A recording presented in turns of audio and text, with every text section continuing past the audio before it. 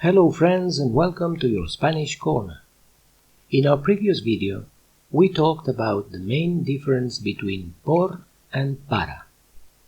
You can watch this video by clicking on the image at the end of this lesson.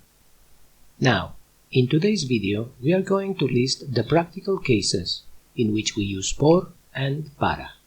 As a lot of practice is needed to learn the use of these two prepositions correctly, I always invite you to repeat each phrase after me. This way, you will improve your learning process rapidly. So, without further ado, let's get started.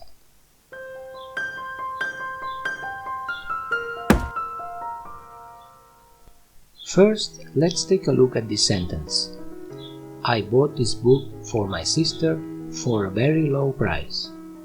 Compré este libro, blank space, mi hermana, blank space, un precio muy bajo. The preposition for appears in two different places. So, which are the correct words in Spanish in the blank spaces? Por or para? Or maybe por in one space and para in the other? As you will see, by the end of this video, you will surely know the correct answer. Let's now see the different situations in which we use these two prepositions. We use por when we talk about the cause or reason of an action or situation. Please repeat after me. No salimos por la lluvia. We don't or we didn't go out because of the rain. 2. Price or exchange. Please repeat after me. Laura está vendiendo su auto viejo por $1,000.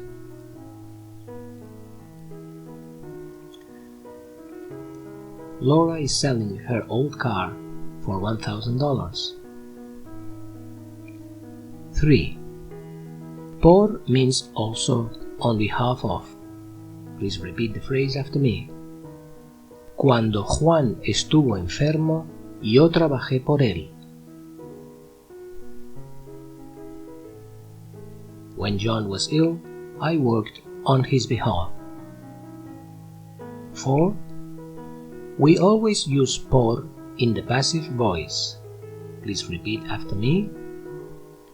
El Silmarillion fue escrito por J.R.R. Tolkien.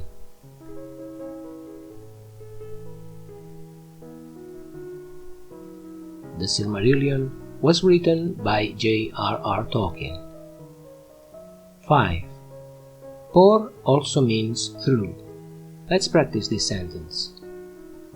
Pedro va a Toledo por Madrid.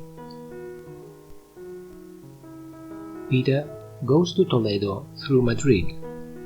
In this case, the destination is Toledo, not Madrid. As we will see, if the destination were Madrid, we would use para or a. 6. We also find por in many common Spanish expressions, like por favor, please, por ejemplo, for example, por cierto, by the way, por si acaso, just in case, and many others that we will study in our Expression of the Day video series, if time allows. Summarizing, por means for, because of, through, or by. Let's now see different uses of para. 1. Purpose or effect. Please repeat after me. Para aprobar el examen necesitas estudiar mucho. In order to pass the exam, you need to study hard. 2. Destination. Roberto viaja para Madrid.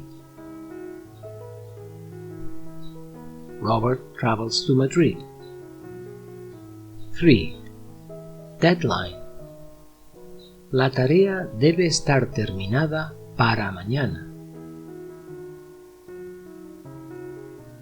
The work must be finished by tomorrow. 4. Para is also used when we are referring to a recipient. Este regalo es para ti. This present is for you. 5. Opinion. Please repeat after me. Para mí, lo mejor es estudiar un poco cada día.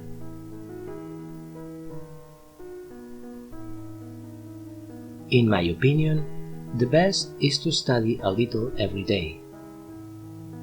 So the meanings of para are for, to, in order to, by, or in someone's opinion.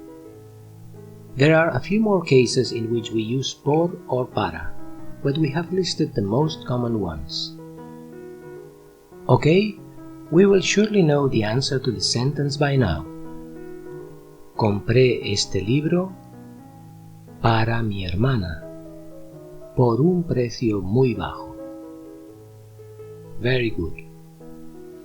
As a suggestion, watch this video a couple of times if you feel you need to reinforce your learning of por and para. On the other hand, I know it's a little tough to repeat each and every sentence after me. But in order to learn to speak a language, we need to practice a lot, just as children do when they repeat and imitate what they hear. Well friends, that's all for this video. Don't worry if sometimes you don't know if the correct word is por or para.